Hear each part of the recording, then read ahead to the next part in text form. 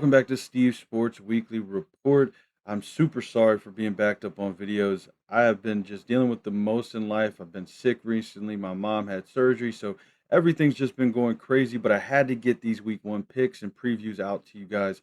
In this video, we're going to be going over all 58 games in week one West Virginia high school football. So be sure to hit that like and subscribe and share with a West Virginia high school football fan.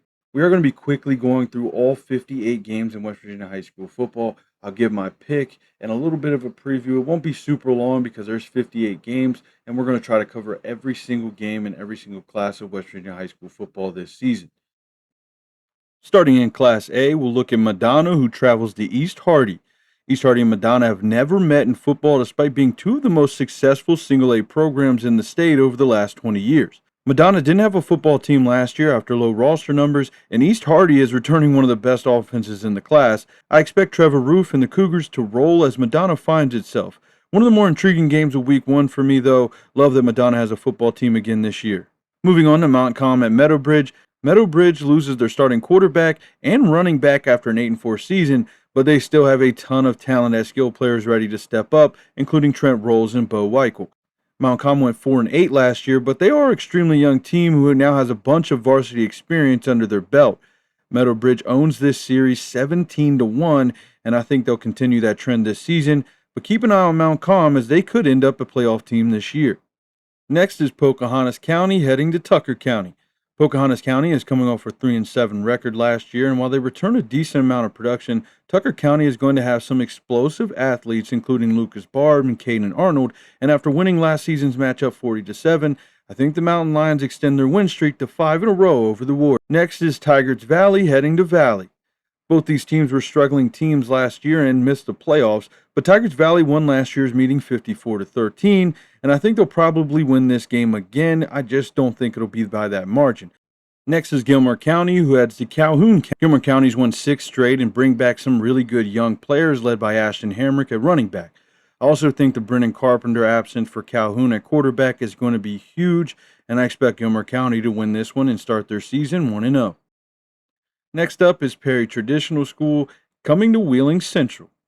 Wheeling's playing Perry Trad out of Pennsylvania, and I got to ride with the West Virginia program here.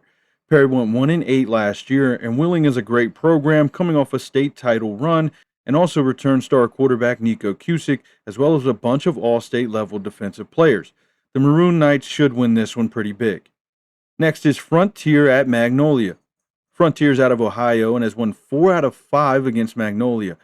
They do return a good bit of their skilled players, and Magnolia lost a chunk of production to graduation and haven't had a winning season since 2018, so I'm going to go with Frontier here in this one.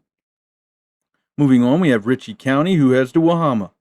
Ritchie County comes into the season with 2 seniors on the roster after only graduating 5 last year. The young athletic group will move fullback Landon Hanlon to quarterback and do have a bright future, but Wahama is one of the best teams in the state, and they return a ton of production from one of the most explosive teams in the class last year. And they have beat Ritchie the last 4 games. I expect them to make it 5 straight. Next up is Webster County heading to Richwood. Webster County enters this game on a 4-game win streak versus Richwood, and I don't really expect that to change with Ryder Wright returning for the Highlanders, who is a monster in this game last year versus Richwood. Richwood ended the year 0-10 last year, so give me Webster County to start this season off with a big win. Next, we'll see Greenbrier West head to Wirt County. One of the most interesting games in the week in Class Single A. Wirt is coming off an incredible year and returning a great group of young skill players led by Adrian Hartford and Andrew Limley, who should make the sophomore coach's son, Luke Hickman's first year under center, a lot smoother. And I do expect Greenbrier West to be much improved this year, but they'll be breaking a new starter at quarterback, and he's not a coach's son who grew up in the system, so I expect a little bit more bumps on that side of the road. They did win the only meeting between these two teams back in 2023, but I do think Wirt evens the all-time score and wins this game. Then we'll get to our Class A game of the week, and arguably the game of the week in every class. Cameron headed to Clay Battelle. Both these teams return great all-state level playmakers like Clay Battelle backfield duo Corey Cohen and Caleb Hall, or Cameron's running back duo Marshall Holland and Taylon Brown. They played twice last year, splitting the games, with Clay Battelle winning the last matchup in the state semifinals. Cameron has more returning up front, which makes me lean toward the Dragons in week 1. Regardless, this is a top 5 matchup of single A title contenders. The last matchup in Class Single A is one of the most intriguing football matchups of the season.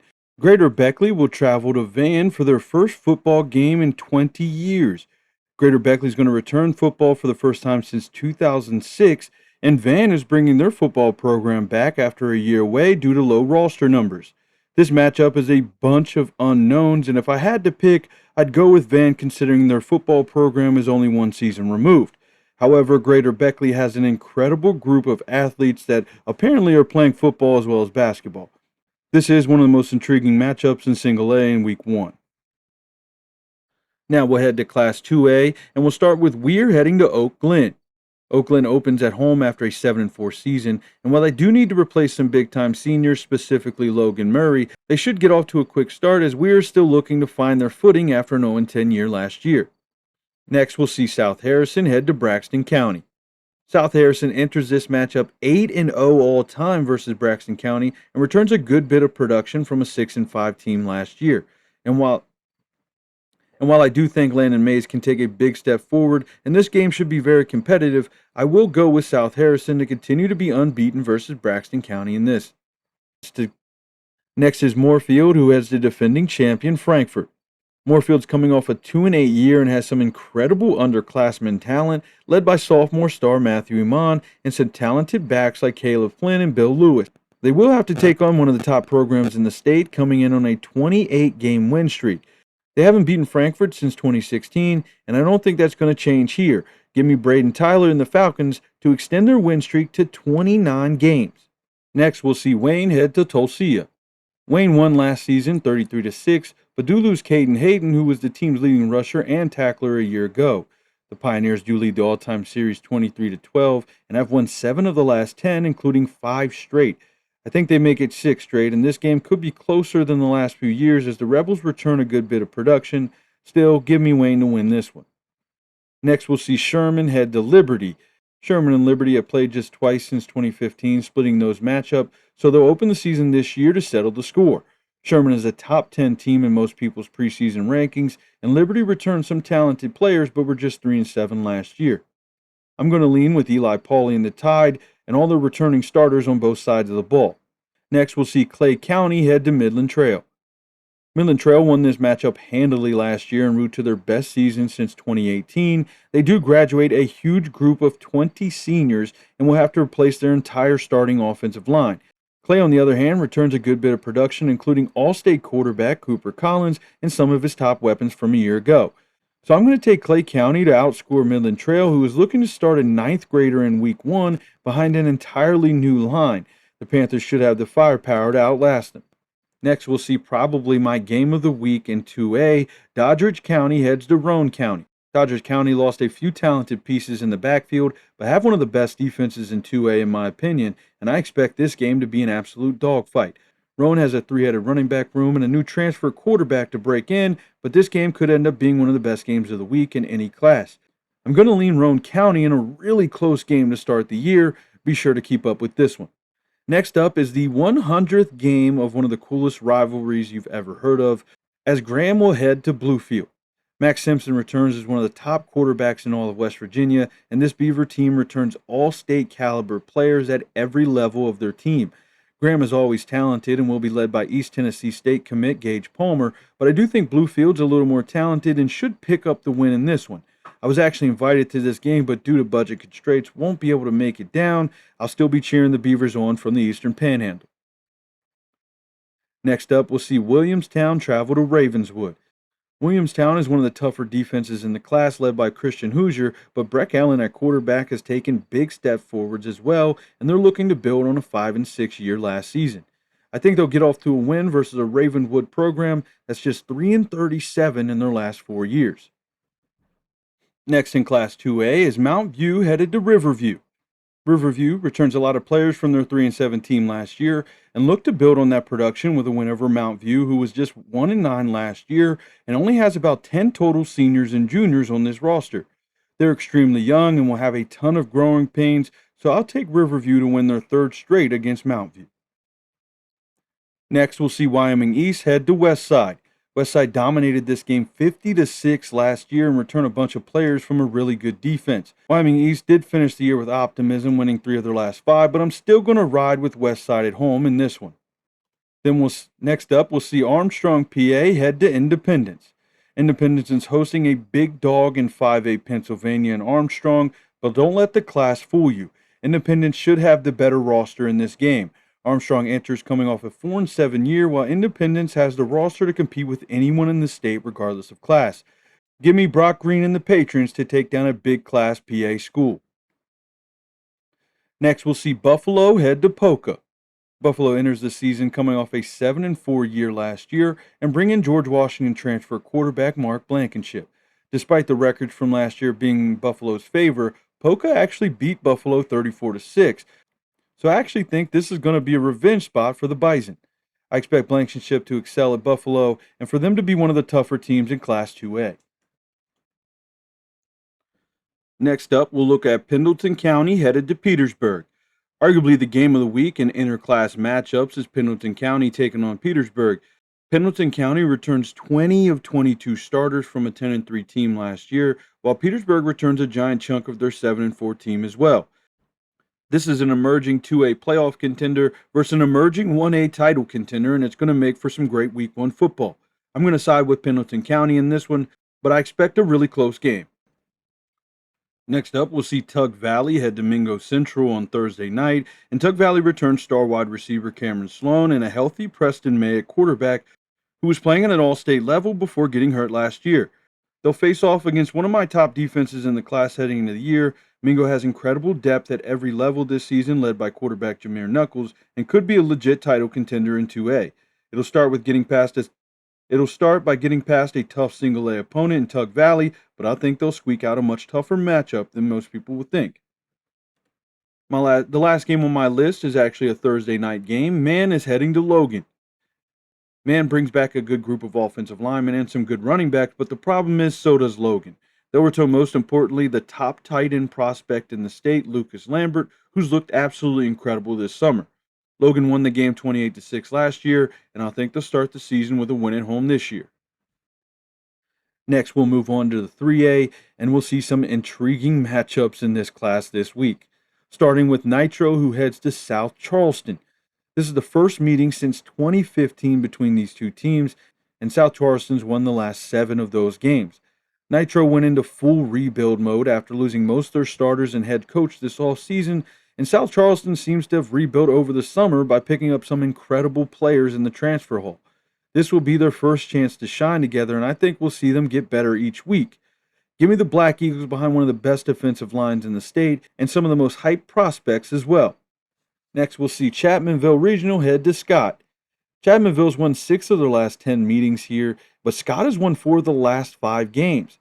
Despite that, Chapmanville won last year 41-0 and returned star quarterback Dakota Dalton, as well as a bunch of talented playmakers around him and a big offensive line as well. I think the same will happen this year, as the Tigers should run past Scott and start 1-0. Next, we'll see Brooke head to Lincoln County. Lincoln County actually returns a solid group of underclassmen from last year's team, but they went just 1-9 and lost to the Bruins 35-0 last year. I think Brooke should be a little bit better this season, and it all starts with getting their young quarterback on track against a defense that allowed 48 points per game last year. I'm going to take Brooke to start the year 1-0. Next, we'll see Lincoln head to Elkins. Elkins coming off a great season and returned some of the best running backs in the class with Seth Robinson and Jaden Hatfield. They also bring in 6'4" Moorfield quarterback transfer Cyrus Kump, which makes this offense look incredibly tough to stop on paper. They've won 2 straight, and I think they'll make it 3 after this game, as they should just overpower Lincoln. Next, we'll see Fairmont Senior head to Herbert Hoover, and this is a fun battle of 2 of the top quarterbacks in West Virginia during Week 1. Fairmont Senior's Anthony Smith has a handful of D1 offers, and Hoover's Peyton Grigsby is one of the top passers in the state from last year. The difference on paper is the weapons for Grigsby, who have a D1 running back behind him in David Robinson and one of the deepest wide receiver rooms in all of the state. Hoover's going to be challenged all year, and Week 1 starts the snowball effect, but I'll take the Huskies in a really fun game to start the year. Next, we'll see Greenbrier East head to James Monroe. Greenbrier East won last year's matchup, but 2A rising contender James Monroe entered the season with high hopes and a talented young star quarterback in Bentley McCroskey. This could end up being the best interclass game of the week, and I'm actually going to take the 2A school James Monroe to pull out what most people would think is an upset. They're returning more varsity experience than the Spartans, who graduated 16 seniors last year, and I do believe in Bentley McCroskey at quarterback. Next up, we'll see Kaiser head to Berkeley Springs. Another fun interclass game is Kaiser and Berkeley Springs, where Kaiser owns the all-time series 26-4, but Berkeley Springs does bring in a new coach and return a fun quarterback wide receiver duo with Jalen Miller and Kyle Moore. Kaiser returns Addison Bradford and Dominic Crawford from a 7-4 team a year ago, and I do think they're in a better position entering the season. I expect Berkeley Springs to have an improved year, but Kaiser should win this matchup week 1. Moving on, we'll see Robert C. Byrd head to Lewis County.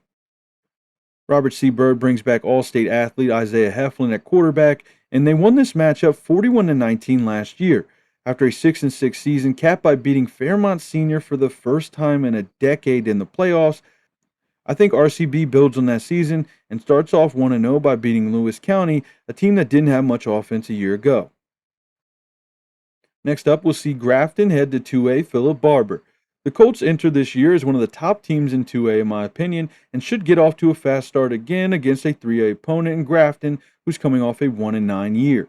Philip Barber won 23-0 last year, and I think they'll coast to their 5th straight win against Grafton behind Jones and Carpenter returning in the backfield.